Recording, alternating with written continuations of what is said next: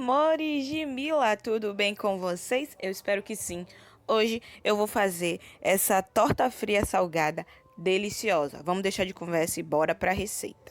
Aqui eu já coloquei a maionese e tô adicionando agora o creme de leite. Vou adicionar também sal e pimenta do reino branca a gosto. Você pode utilizar a preta, mas eu acho que a branca nesse caso aqui combina mais. Vou mexer até ficar uma mistura homogênea. Aqui são os ingredientes do recheio: a cenoura ralada, a salsa picada, a azeitona picada e o atum. Eu tô colocando a salsa junto com a azeitona porque elas vão formar uma única pasta. Agora sim, eu vou colocar um pouco do creme base em cada uma dessas misturas. Eu fui adicionando um pouco de creme base aos recheios até chegar à textura adequada. O de cenoura ele deve ficar assim, tá vendo? Ele não tá nem tão grosso nem tão fluido. É uma pasta realmente firme. O de atum é a mesma coisa, forma uma pasta firme, dura. Ele não pode ficar muito mole para que o recheio não vaze, né? Não fique saindo pelas laterais.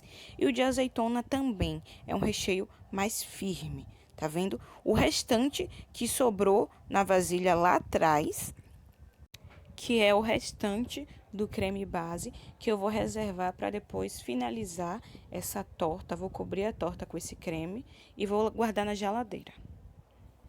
Para a montagem, eu peguei uma forma de bolo inglês e forrei com plástico, né? Com a folha de plástico, aqueles plásticos voltados para fins culinários que a gente encontra em casa de embalagem, aquelas bobinas grandes.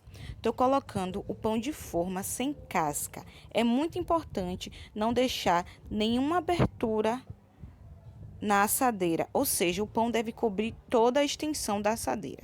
Vou colocar agora toda a pasta de cenoura.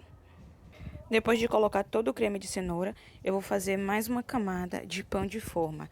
Aqui a regra é a mesma. O pão de forma ele deve cobrir toda a extensão da forma. Agora eu vou colocar a pasta de atum. Vou colocar toda a pasta de atum. Agora eu vou cobrir a camada de atum com o pão. A mesma regra novamente, a extensão da forma deve ficar toda coberta pelo pão.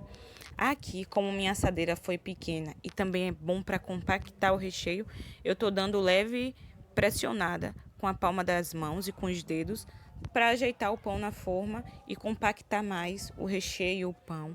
Agora eu vou colocar a pasta de salsa e azeitona picada.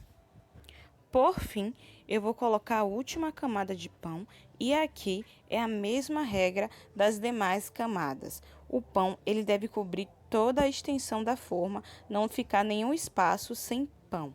Eu vou dar leve apertadas, né, para compactar o pão junto com o recheio. Vou cobrir e vou levar para a geladeira por no mínimo 6 horas ou de um dia para o outro. A minha torta eu deixei 8 horas na geladeira, desenformei e cobri com o restante do creme base.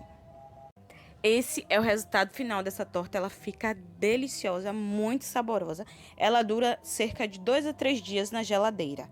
Ah, não se esquece, deixa o like nesse vídeo, se inscreve no canal, comenta, compartilha e me segue lá no Instagram, Milaak. Beijos, até a próxima.